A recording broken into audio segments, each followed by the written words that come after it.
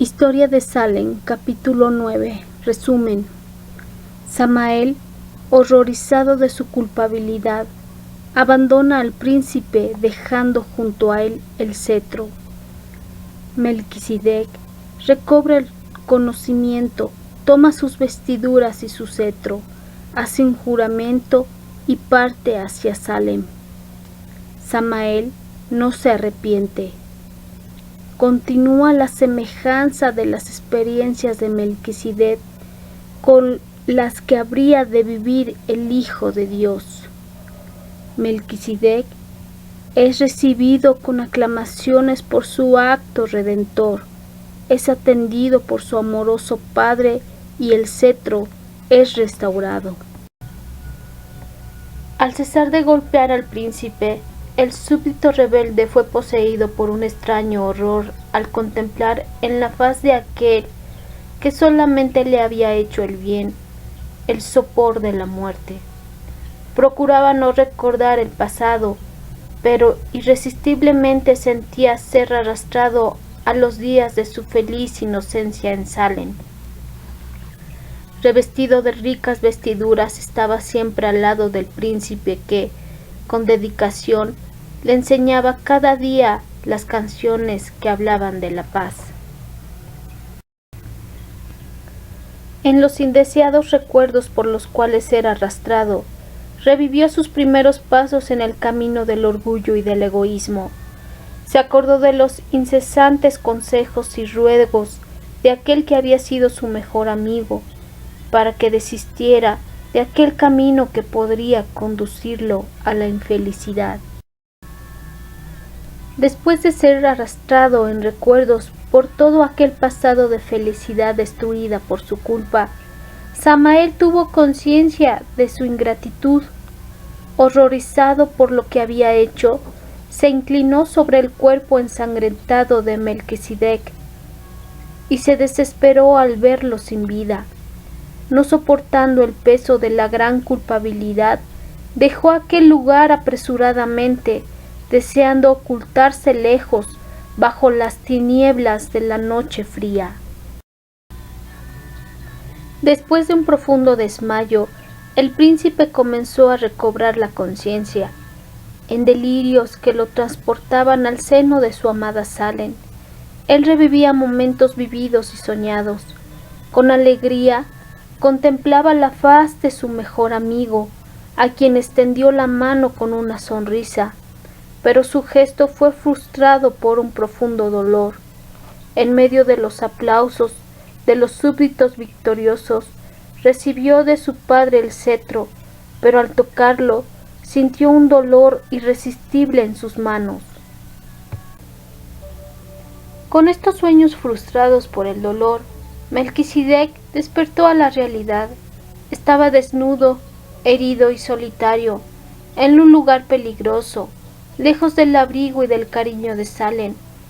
Más doloroso era pensar que todo aquello había sido la retribución de alguien que había sido el blanco principal de todas las dádivas de su amor. El príncipe, sin poder moverse, considerando la gran traición, comenzó a llorar sin consuelo.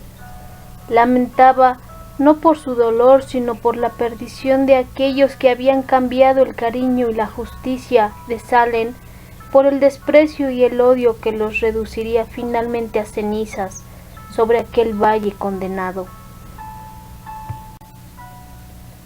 A través de las lágrimas, el príncipe contemplaba el cielo que, semejante a un manto entintado de sangre, se extendía bañado en la luz del sol poniente. Se acordó entonces del laúd por el cual había pagado tan alto precio. ¿Dónde estaría él? En su desesperada fuga, Samael había dejado el cetro abandonado junto al cuerpo herido de Melquisedec.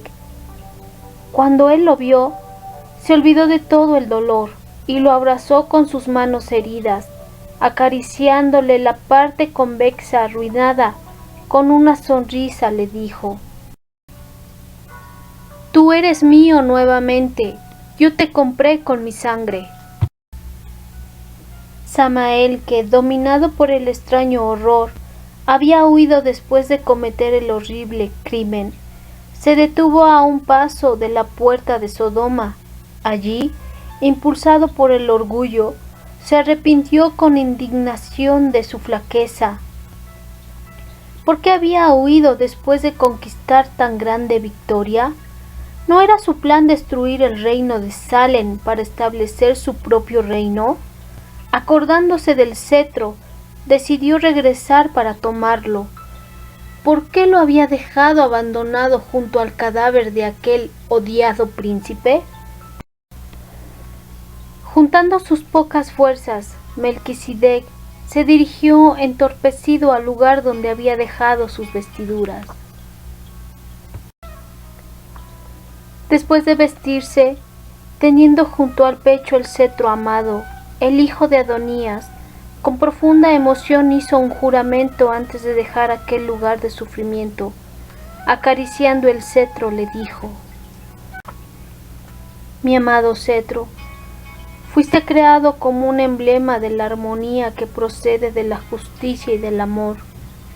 Toda la gloria de Salem reposaba sobre ti cuando la rebeldía en su ingratitud te esclavizó, arrastrándote hacia este valle hostil. Aquí tú fuiste herido y humillado, llegando a convertirte en un instrumento de impiedad en las manos del tirano. Yo, sin embargo, te redimí con mi sangre. Ahora nuestras heridas serán restauradas, y en breve seremos entronizados en medio de las alabanzas de una Salem victoriosa. Cuando este sueño se concretice, atestiguaremos juntos el final de aquellos que se levantaron contra nosotros para herirnos. Samael y sus seguidores serán devorados por el fuego que reducirá a cenizas a Sodoma y a Gomorra. Concluyendo su solemne juramento, el joven príncipe, ya oculto por las tinieblas de la noche, dejó aquella colina y sobre ella las marcas de su sufrimiento.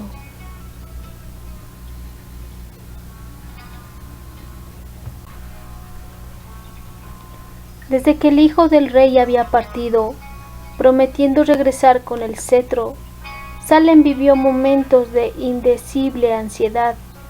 En llanto, el rey y los súbditos restantes se acordaban de todo aquel feliz pasado deshecho por la ingratitud de los rebeldes.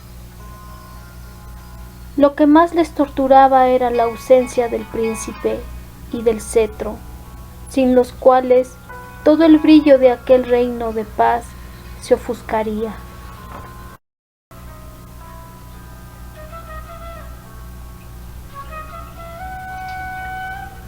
Deseando consolar el corazón de los súbditos, Melquisedec avanzaba en medio de la noche rumbo a los montes que rodeaban a Salem. Aún debilitado y herido, proseguía en su marcha ascendente, esperando alcanzar su patria por la mañana. Aquella noche larga y oscura finalmente fue vencida por los rayos del amanecer. En Salem, la esperanza de volver a ver a Melquisedec con su cetro estaba casi abandonada cuando, al mirar hacia el monte de los olivos, le vieron descendiendo por el camino de Getsemaní. Cuando le encontraron en el profundo valle de Cedrón, quedaron asustados con su aspecto. Su cara estaba pálida y su manto empapado en sangre. Precisamente aún así, él sonreía expresando gran alegría.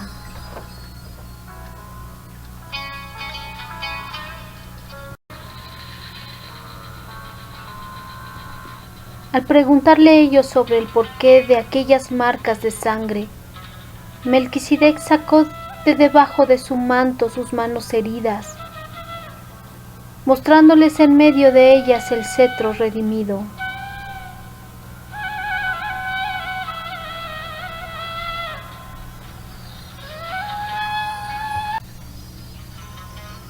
Después de contarles los pasos que lo llevaron al rescate del cetro, los súbditos, enmudecidos, se postraron reverentes a sus pies, aclamándolo como su redentor y rey.